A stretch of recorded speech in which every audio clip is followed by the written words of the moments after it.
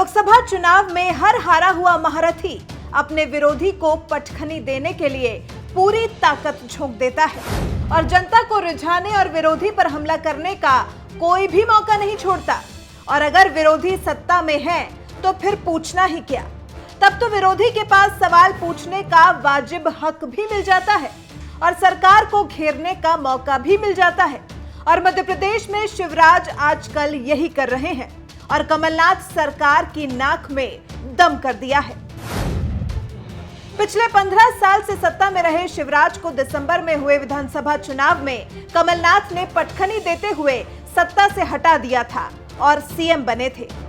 अब खुद शिवराज कमलनाथ सरकार को घेरने में जुटे हुए हैं और ये मौका खुद कमलनाथ सरकार ने ही दिया है।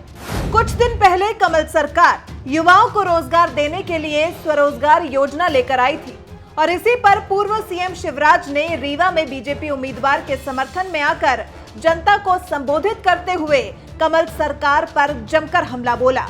शिवराज ने कहा कि सरकार ने कहा है कि बैंड बाजा बजाने, जुगनू, बिच्छू पकड़ने का प्रशिक्षण दिया जाएगा जिससे युवाओं को रोजगार मिलेगा। शिवराज यही नहीं रुके और आगे कांग्रेस और सोनिया गांधी के दामाद की भी जमकर खबर ली और कहा कि कांग्रेस की सरकारों के दौरान हर जगह घोटाले ही घोटाले हुए हैं। इन सरकारों ने जमीन से लेकर आकाश तक और हवा से लेकर पानी तक में घोटाले किए हैं। गांधी परिवार के दामाद रॉबर्ट वाड्रा को देख लीजिए क्या कर रहे हैं और इसी घोटाले की वजह से सारी दुनिया में भारत की छवि कलंकित हो रही है। पूर्व मुख्यमंत्री ने वायुसेना के एयर स्ट्राइक के सबूत मांगने वाले और सेना के शौर्य पर सवाल उठाने वालों पर भी जमकर हमला किया और कहा कि सेना के साहस और शौर्य का अपमान देश की जनता सहन नहीं करेगी।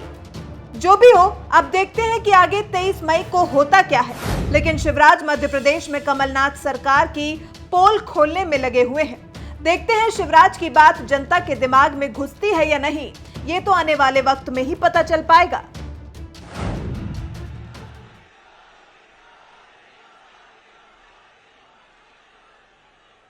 मंच पर विराजमान भारतीय जनता पार्टी के सभी वरिष्ठ नेतागण, इस चुनाव में भारतीय जनता पार्टी के सभी उम्मीदवार और हम सबको आशीर्वाद देने के लिए विशाल संख्या में पधारे हुए मेरे प्यारे भाई और बहनों,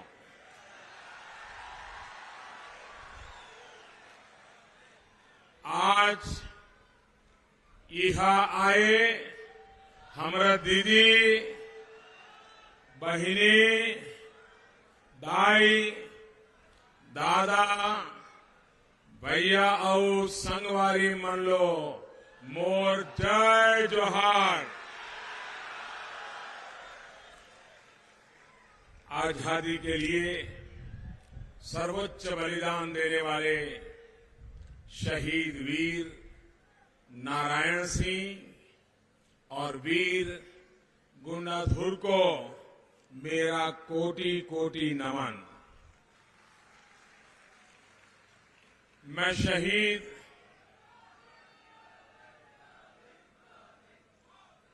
शहीद भीमा मंडावी और हमारे 4 जवानों को भी आदरपूर्वक श्रद्धा सुमन अर्पित करता हूं।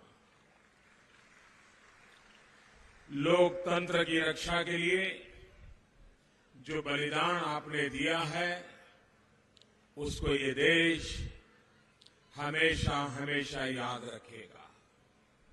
साथियों, ये दुर्भाग्यपूर्ण है कि हमला उस क्षेत्र में हुआ जहां नक्सलियों के प्रभाव को बहुत कम किया जा चुका था।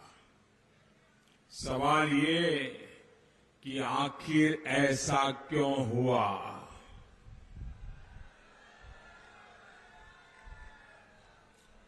आपको याद होगा जब विधानसभा चुनाव के दौरान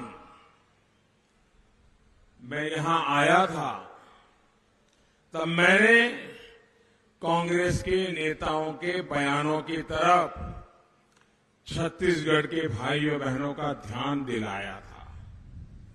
तब नक्सलियों को क्रांतिकारी बताने का एक दौर कांग्रेस के भीतर चल पड़ा था। नक्सलियों को क्रांतिकारी कह रहे थे। आज जो यहां हो रहा है वो कांग्रेस द्वारा नक्सलियों का हौसला बढ़ाए जाने की वजह से ही हो रहा है। भाइयों बहनों, आखिर ये कैसी राजनीति है? एक तरफ हमारे जवान पूरे देश की रक्षा और सुरक्षा में जुटे हैं। आदिवासी इलाकों में, पिछड़े इलाकों में नई सड़कें बने, रेल लाइनें बिछे, गांव-गांव बिजली पानी पहुंचे, गांव-गांव में मोबाइल का नेटवर्क पहुंचे, उद्योग धंधे लगे। इसके लिए हम सभी दिन रात लगे हैं। वहीं दूसरी तरफ फिर से प्रदेश को हिंसा के भयानक दौर में धकेलने की साजिश चल रही है। नक्सलियों, माओवादियों के इन समर्थकों से आपको सावधान रहने की जरूरत है।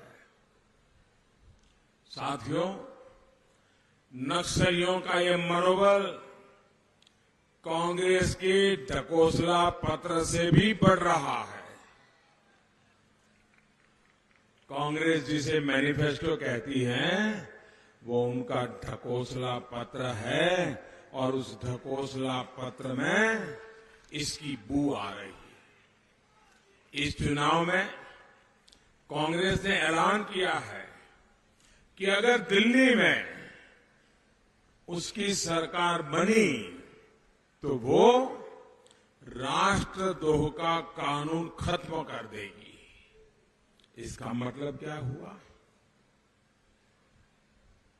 मतलब ये कि जो यहां जंगलों में शांति से रहने वाले हमारे आदिवासी परिवारों को, बच्चों को भड़काते हैं, जो अपने स्वार्थ के लिए इनको हथियार पकड़ाते हैं, ऐसे लोगों को अब खुला लाइसेंस मिल जाएगा, खुली छूट मिल जाएगी।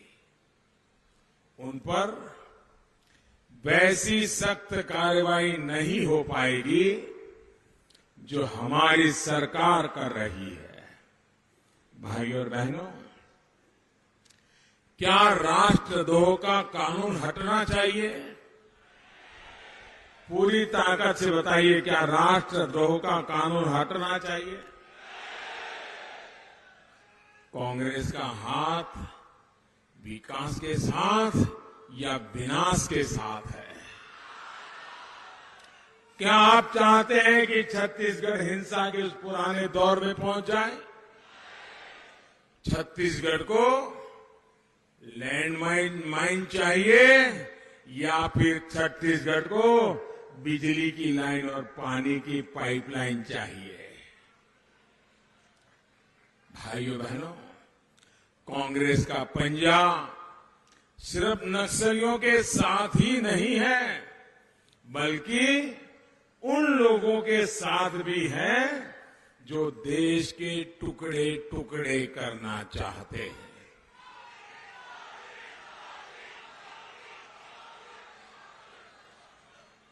छत्तीसगढ़ के, भारत के लाखों वीर जवान जम्मू कश्मीर को आतंकी गहरी साजिशों से बचाने में जुटे हैं।